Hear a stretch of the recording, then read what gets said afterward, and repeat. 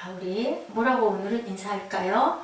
자, 하나님께 할렐루야, 샬롬. 자, 하나님께 부르시는 모든 것을 이루어 주십니다 하고 우리 고백하고, 하나님 사랑합니다. 여러분 주 안에서 사랑합니다. 우리 한번 이렇게 인사하십니다. 제일 먼저 하나님께 할렐루야, 그리고 서로에게 눈 쳐다보면서 샬롬 샬롬. 시작.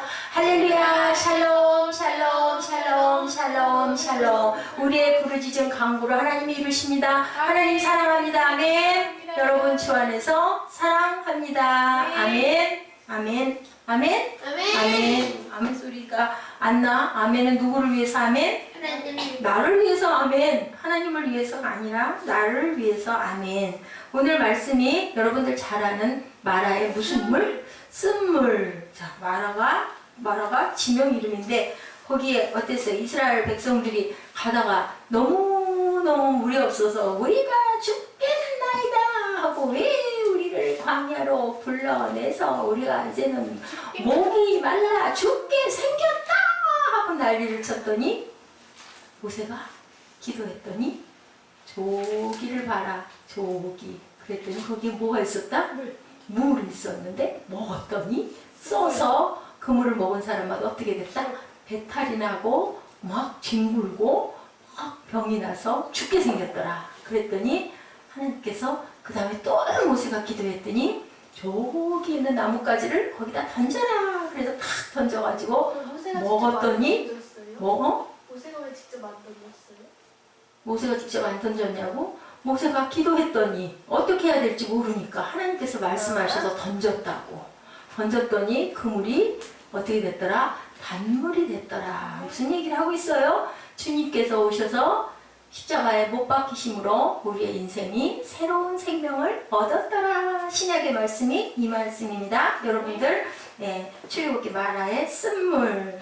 주님이 뭐라고 말씀하시는지, 여러분들 이게 무슨 병일까 맞춰보면, 맞히는 우리 꿈동이에게 30점을 줄 거예요. 자, 뚜렷한 원인이 없어요. 그런데 자라나는 아이들의 3분의 1이 이 병을 앓고 있습니다.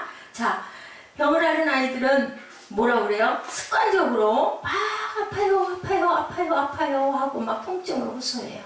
그런데 아침이 되면 언제 그랬느냐는 듯 아무렇지도 않더라는 얘기예요.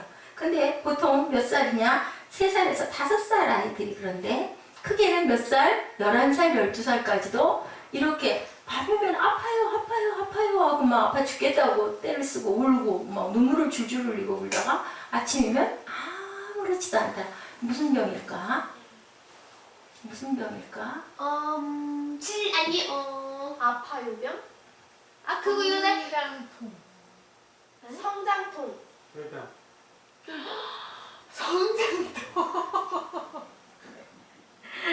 네, 성냥통이에요. 성냥통. 근데 그 성냥통을 맞힌 게 아니야. S 선생님이 성냥통 얘기를 했기 때문에 점수를 드릴 수가 없어요. 정말 꾀병 같죠? 사무엘도 막 아프다고. 여기가 아파요. 아침에 아파? 아니, 괜찮아. 근데 이제는 늘 안 아프죠? 11, 12살까지도 그렇고, 보통은 3살, 5살, 7살 이럴 때 이런 질병. 근데 이 병이 특별한 치료책이 없대요. 마사지나 찜질을 조금 해주고 주물러주고, 또 너무너무 아프다 그러면 진통제를 조금 먹여주면 그러면 낫는다 그래. 신앙생활 여정에도 큰일 났네요. 성장통을 경험하게 되는데, 본문의 이스라엘 백성들은 출애굽기 14장에서 그들의 전생애를 통해 가장 놀라운 경험을 하게 되는데, 무슨 일이냐? 무슨 일이 있었어요? 출애굽기 14장에. 출애굽기 14장 한번 보세요. 무슨 일이 있었나? 14장에는 무슨 일이 나와 있어요? 모세가 홍해를 건너서. 예, 그거 대단한 일 아니에요? 그죠? 뭐가 갈라졌어? 뭐가 갈라져서 건넜어요? 홍해가 뭐야? 바다가 갈라져가지고 막 거기를 건너고, 그 뒤에는 쫓아오던 애국군들이 다 수장을 당하게 되는 아주 대단한 사건이 있었어요. 그죠? 자, 바로의 앞자에서 온전한 해방을 경험하게 되는 아주 획기적인 사건. 자, 이스라엘의 홍해 체험은 일종의 뭐였나? 이것이 구원의 체험이었다. 그제? 건너므로 인해서 구원을 받은 거예요. 무엇을 건너? 버렸나요? 세상을 건너서 어디로? 하나님의 백성이 되는 사건이 이 홍해를 건넌 사건이에요. 그들은 홍해를 건너는 후에 뭐를 했어요? 찬송을 부르고 춤을 추었다라고 나오고 있어요. 홍해를 건너서 너무너무 기뻐서. 근데 그게 단 며칠을 못 갔다. 단 사흘을 가지 못하고 어이구 목이 말라 우리가 죽겠나이다 라는 사건이, 이게 바로 뭐예요? 이 감동 체험이 사흘을 못 가고 홍해를 건너 목마른 사막을 그 행군하니 사흘 만에 마라라는 땅에 도착해서 목마름을 해결하고자 기대했던 우물에서 물을 마시는 순간, 이게 뭐다? 성장통이다. 일종의. 네, 아멘. 그 물은 마실 수 없는 무슨 물이었어요? 쓴물. 병들어 눕고 쓴물을 토해내고 또 이제 또 원망을 하는 거야. 왜 이 물이 써가지고 이렇게 우리를 죽게 하느냐 그랬어요. 그랬을 때 또 모세가 정말 힘들었을 것 같아. 하나님 백성들이 죽겠다 하나이다 라고 했더니 나뭇가지를 던져라. 또 던졌더니 또 그걸 먹고 나으니까 또 어땠을까? 백성들은 아이고 살았다. 이게 뭐라? 성장통이다. 무엇이 길러지는 그 시간이다? 믿음이 길러지는. 우리가 세상에 나와. 우리가 예지가 세상에 태어났어. 사무엘이 이제 내일 모레 태어난 날이네. 몇 년을 살았나? 11년을 살았어요. 아멘? 그렇게 태어나고 나면 그 다음에 뭐 해요? 아기가 나와. 딸이 나와.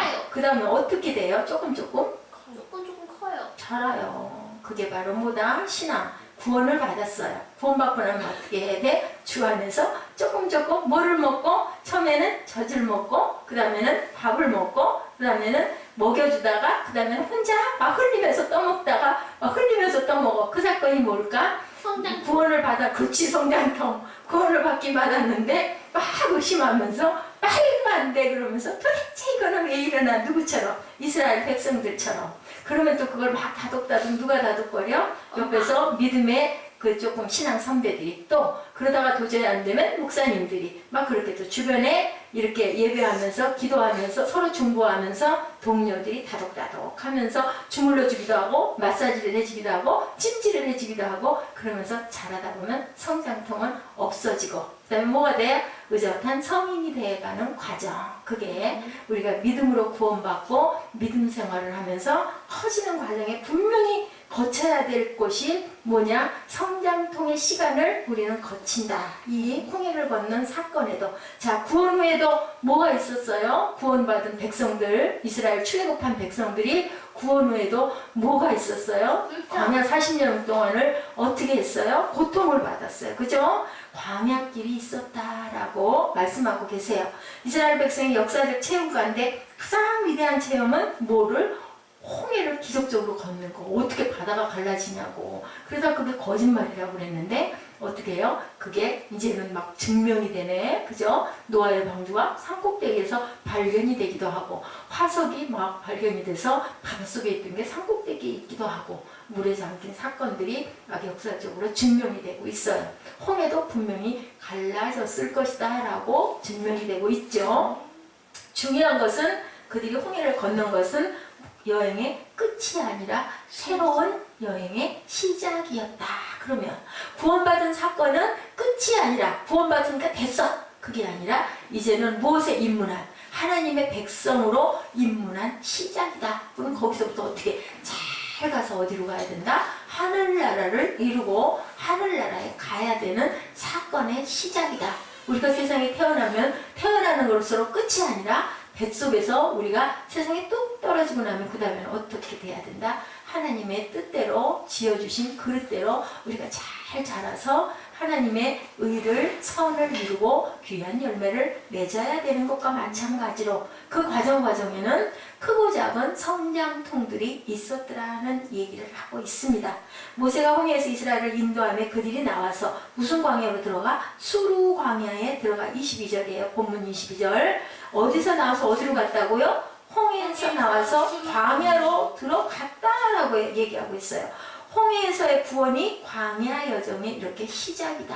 세상에 태어남이, 여러분들 학교에서 배웠죠. 어떻게 해서 사람이 하나가 만들어져서 태어나는데 엄청난 경쟁 속에서 한 사람이 탁 난자와 정제가 결합해서 생명 하나가 만들어지는 게 아주 신비해요. 그죠? 그걸 생각하면 얼마나 귀한지 몰라요. 하나님의 말씀처럼 천하보다 귀한 생명이에요.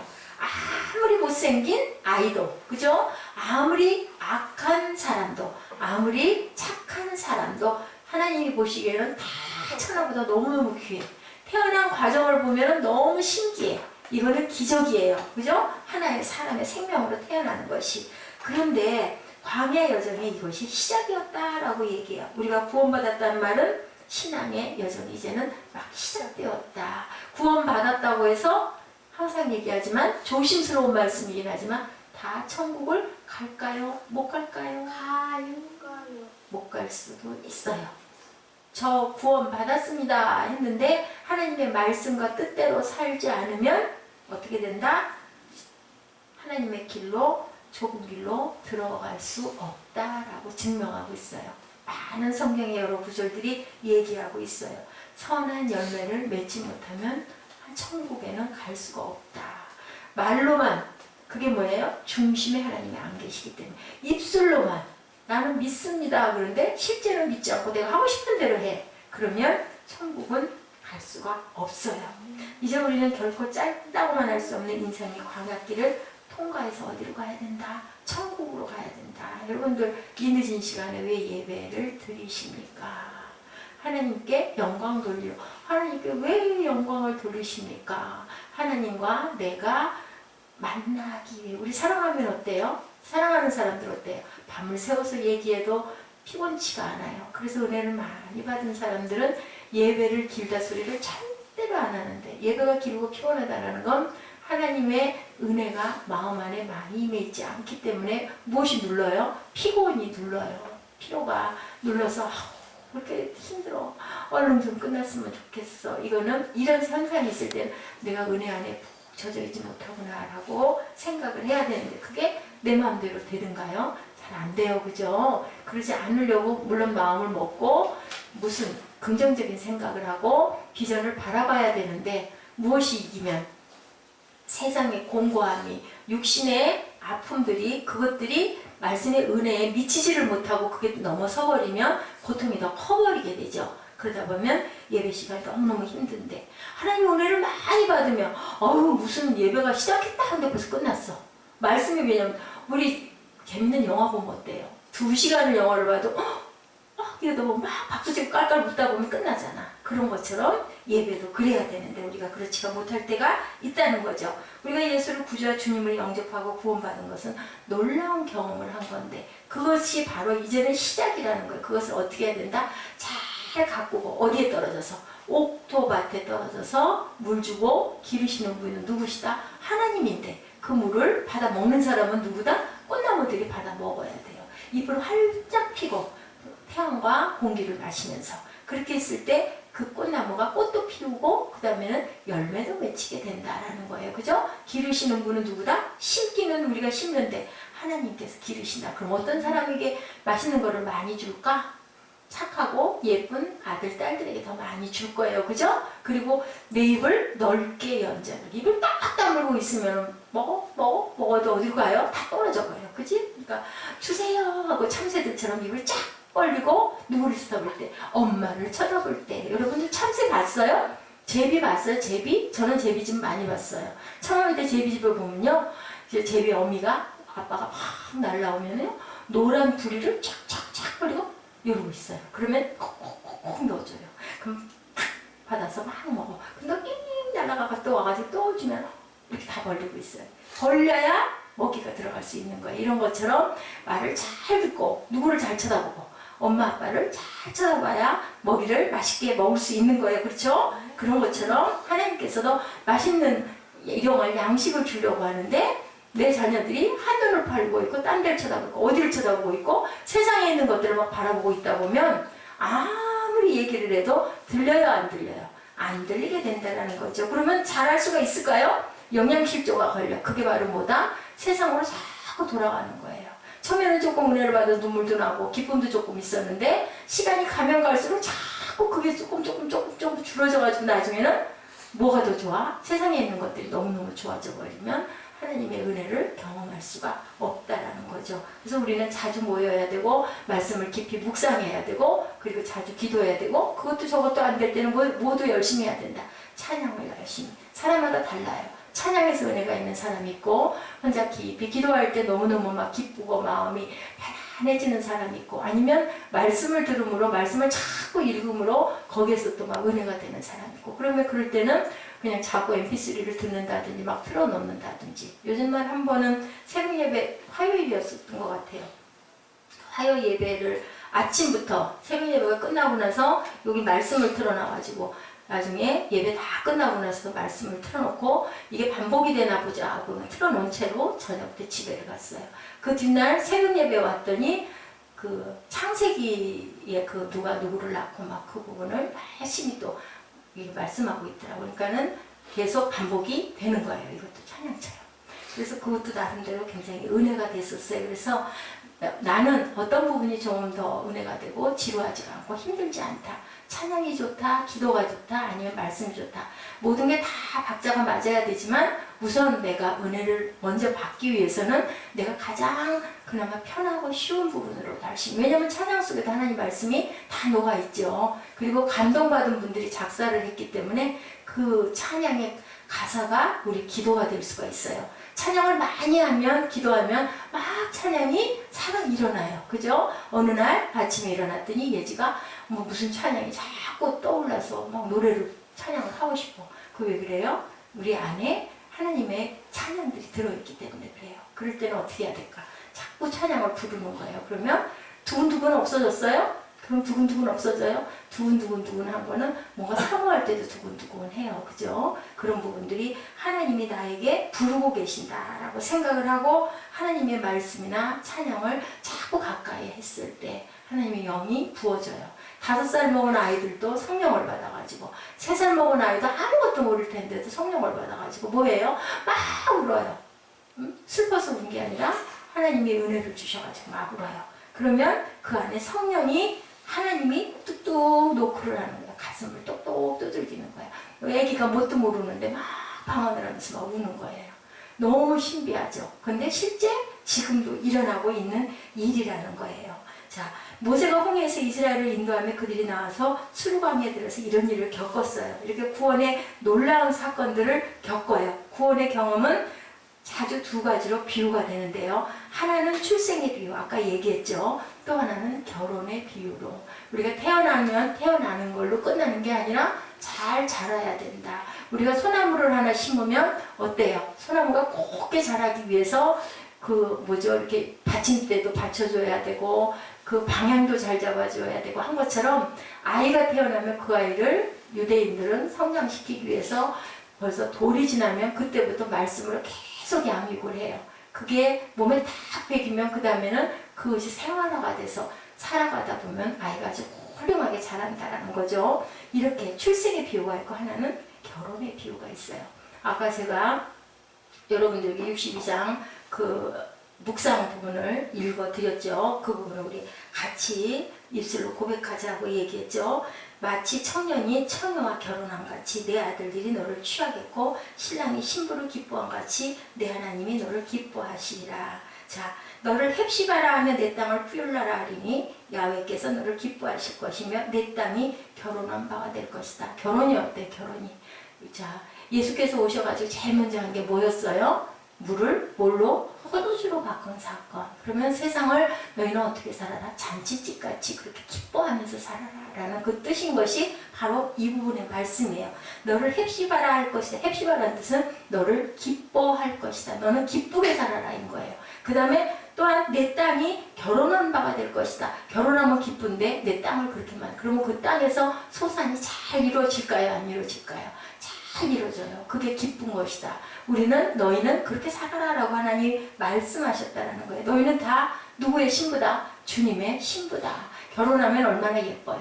결혼한 신부들 너무 이쁘죠? 그런 것처럼 가장 이쁜 모습으로 만들어 주셨는데 그렇게 이쁘게 세상에서 생육하고 번성하고 잘 살아라. 그리고 땅을 너희들이 경작하면서 살고 그리고 모든 것을 너희가 관리하는 청지기로 살아라라고 주신 거예요. 그래서 항상 기뻐라 그러죠. 쉬지 말고 기도하라 그러죠. 범사에 감사하라 그래. 그게 누구다? 하나님의 뜻이다라고 말씀하고 계세요. 근데 우리가 왜 못하는가? 사단에게 자꾸 먹히는가? 세상에서 어려움과 힘든 것들이 있을 때는 뭐가 약해서 믿음이 약하다 보니까 하나님은 안 보이고 세상에 있는 현실들만 너무 크게 보이는 거예요. 그러다 보니 넘어가는 일이 너무나 많다.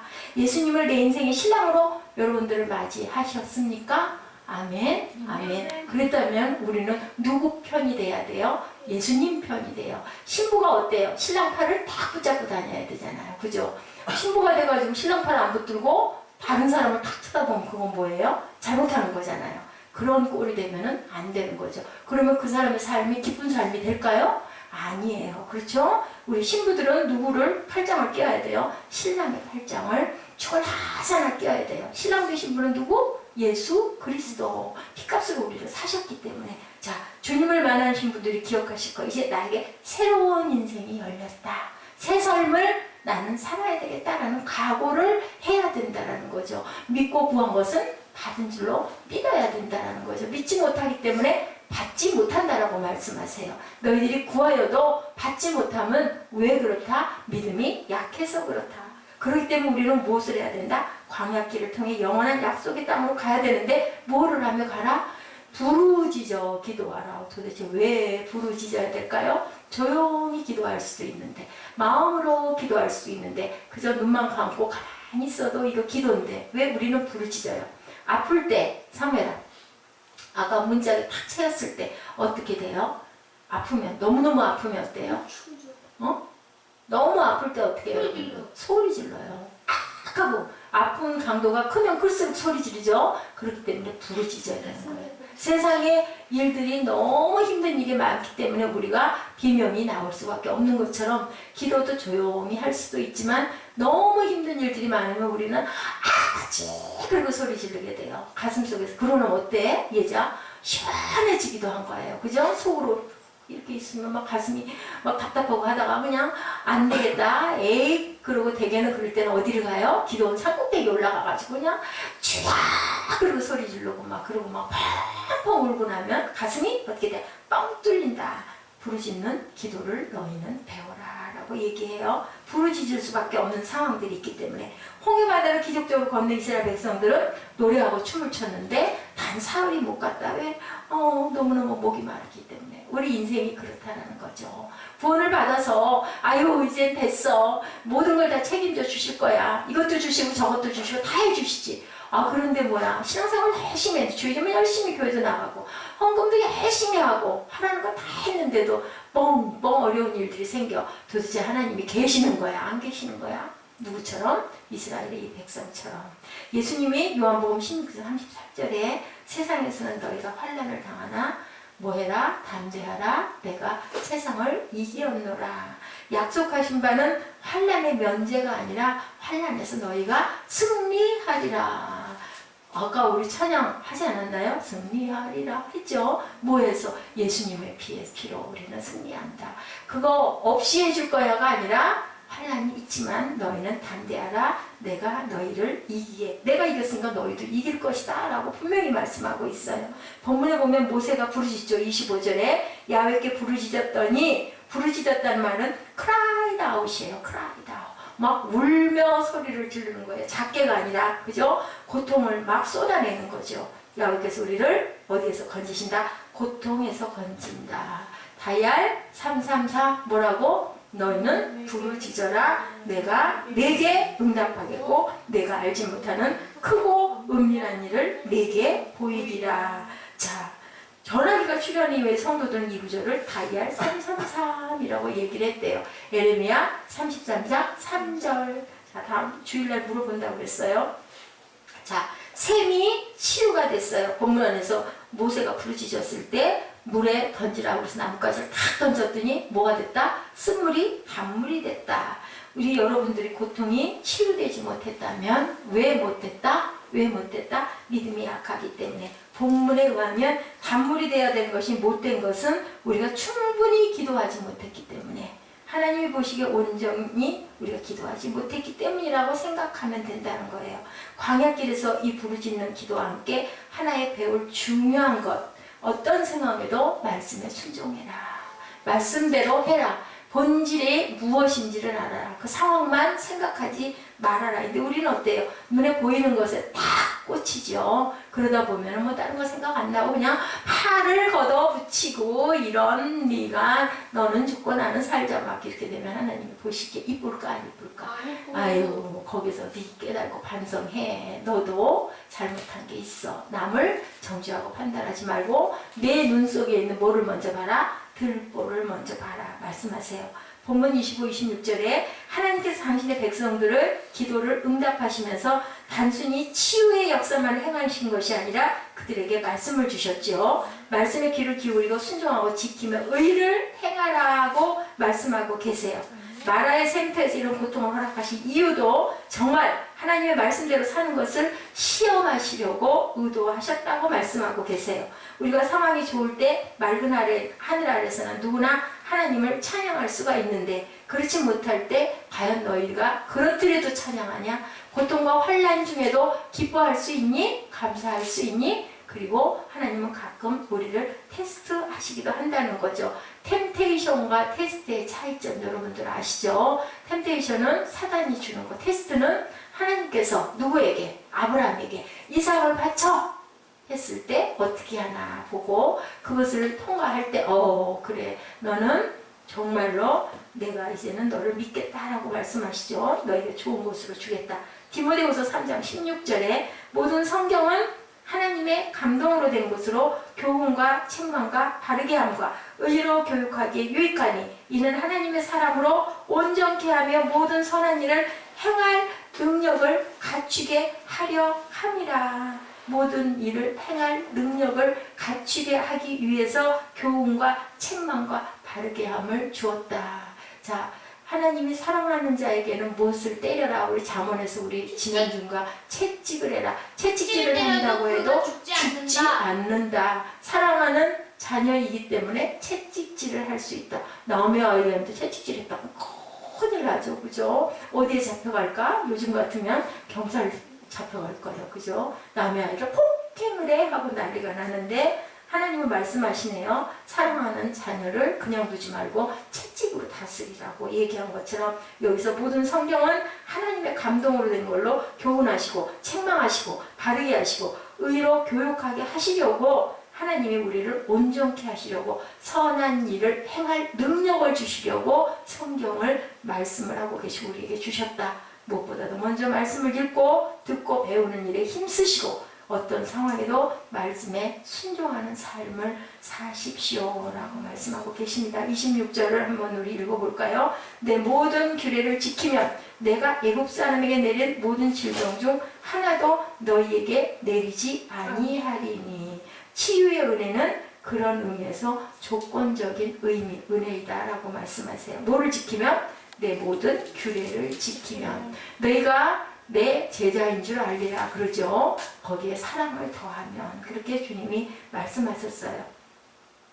성경을 자세히 보면요. 하나님의 말씀에 대한 순종은 우리 인생의 고통과 관련해요. 이중의 축복을 약속하고 있어요. 하나는 예방을 해주시고 하나는 치유해 주신다. 뭐 했을 때? 순종했을 때. 말씀에 순종했을 때 정말 바보 같은데 정말 바보 같은 짓을 하고 앉아있는 것 같은데 말씀대로 하면 하나님께서는 모든 질병에서 치료해 주시기도 하고 병이 걸리지 않도록 예방 주사도 놓아주신다.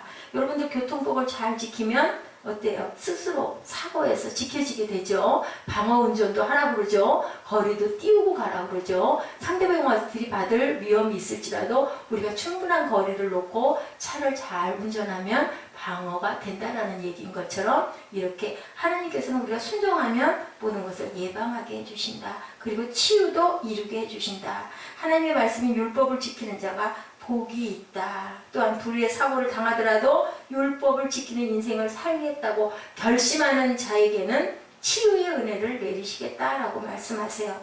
자, 여러분들 고통에서 자신을 지키기 원하면 어떻게 건진받기 원하면 하나님의 말씀에 순종하고 가십시오. 그랬을 때 하나님께서는 우리의 고통을 치유해 주시고 또 예방해 주시고 하나님께서 우리를 그 고통으로 인하여 누구를 만나게 해주신다? 하나님을 만나게 해주신다. 성장통을 겪고 나면 키가 불쑥 자란다.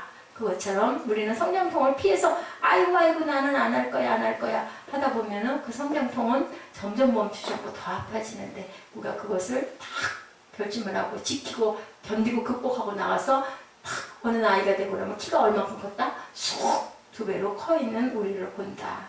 이제 순종을 결심하고 마라의 생태에서 일어나 다시 걷기 시작한 이스라엘 백성들에게 어떤 일이 기다리고 있었어요? 27절에 뭐라고 말씀하고 계시나요? 27절 한번 읽어주시겠어요? 그들의 행위는 거기에 물샘과 네.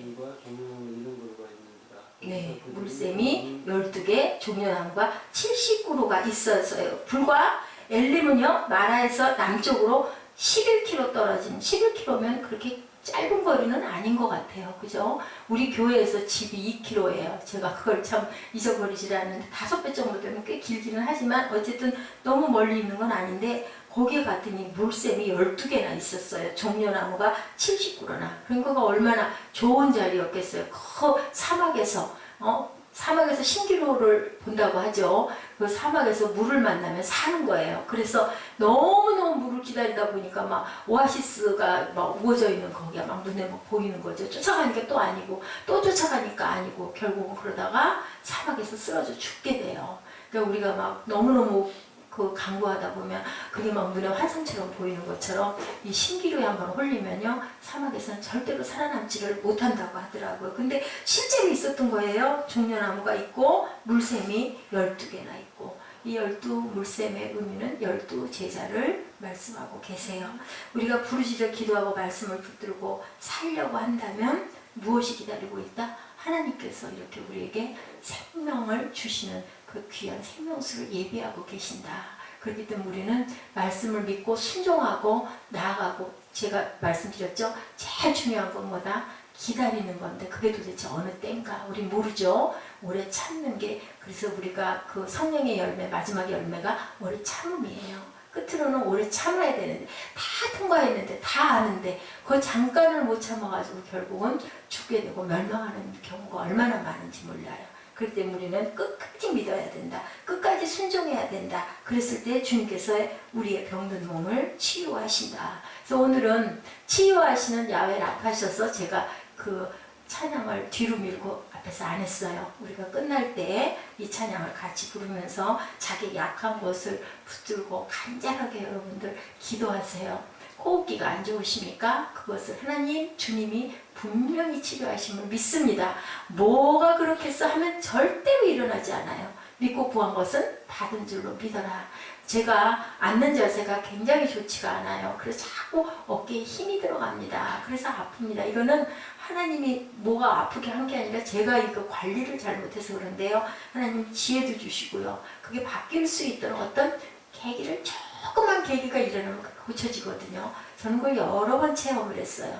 그랬을 때 하나님이 약도 보여주시고 네게 부족한 게 뭐다라는 것도 보여주시고 원인이 뭐다라는 것도 보여주시고 그게 바로 하늘에서 내려주시는 성령의 은혜인데 보고도 안 하면 그건 어쩔 수가 없는 거예요. 그게 그 사람의 각자의 분량이에요. 그래서 광야가 각자 나름으로는 40년이 되기도 하고 짧게 4주가 되기도 하고 짧게 넉 달이 되기도 하고 각자의 분량이에요. 분명한 것은 결과는 있는데 각자 나름대로 분량에 따라 길이가 40년이 되기도 하고 4개월이 되기도 하고 4년이 되기도 하고 또 4일이 되기도 한다는 것 여러분들을 아시기 바랍니다. 그 빠르고 느린 것은 우리의 믿음의 분량이라고 저는 생각을 합니다. 우리 길은 분명하게 있는데 분명히 주실 건데 무엇 때문에? 우리가 불평하고 있기 때문에 엘림을 빨리 만나지 못하고 엘림을 보지 못하는 거죠.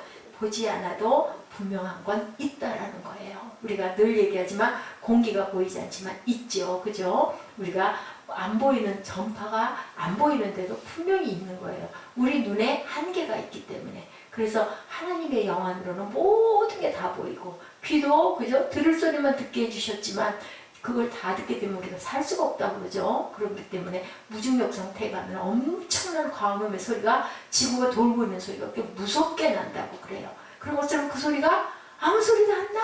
근데 사실은 있다라는 거죠. 그건 무엇이 증명해요? 과학이 증명하고 있어요.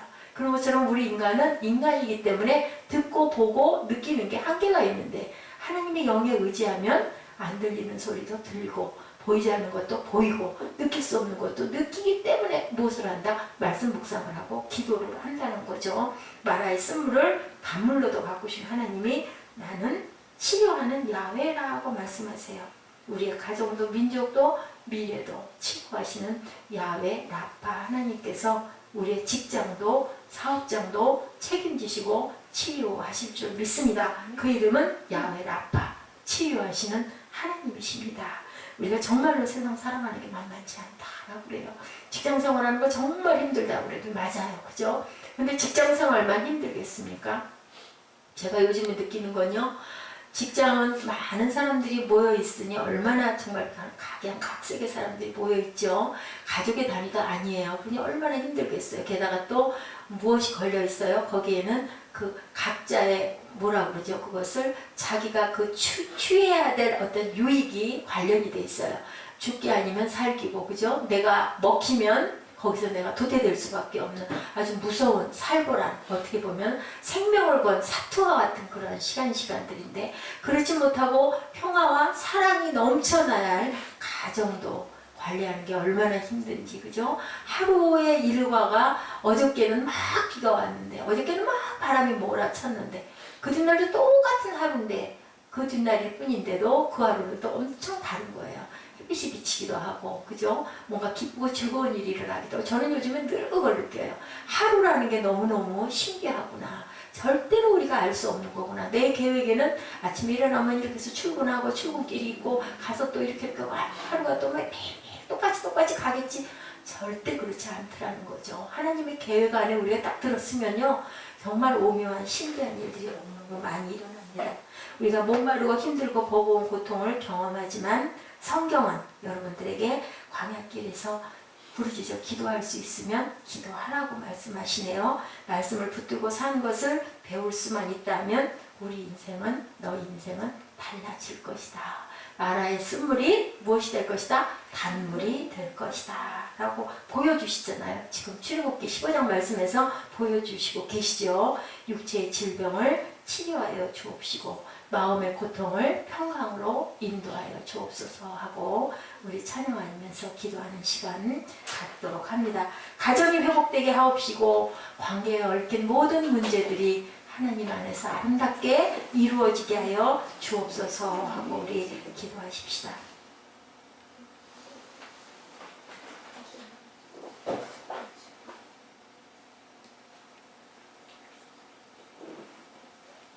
하나의 제사 먼저 드리고요. 우리 몸을 치료하여 주옵소서.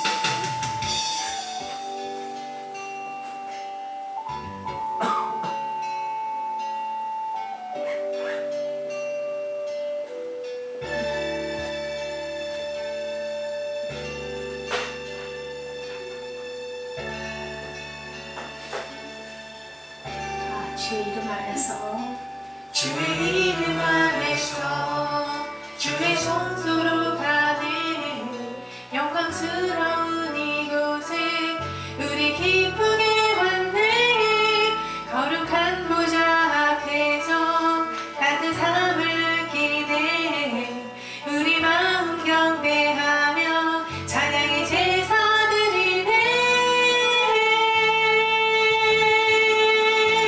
찬양의 제사 드리며 성소로 들어갑니다.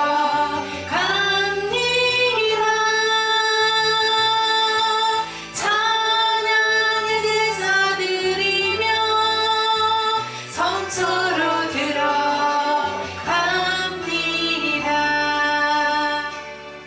주의 말씀 주시고 우리 감사드리네. 주의 날개 그늘이 우리 피난 처해네. 주의 길을 따르며 우리 주께 순종해. 모든 상황 속에서도 찬양의 제사 드리네. 찬양의 제사 드리며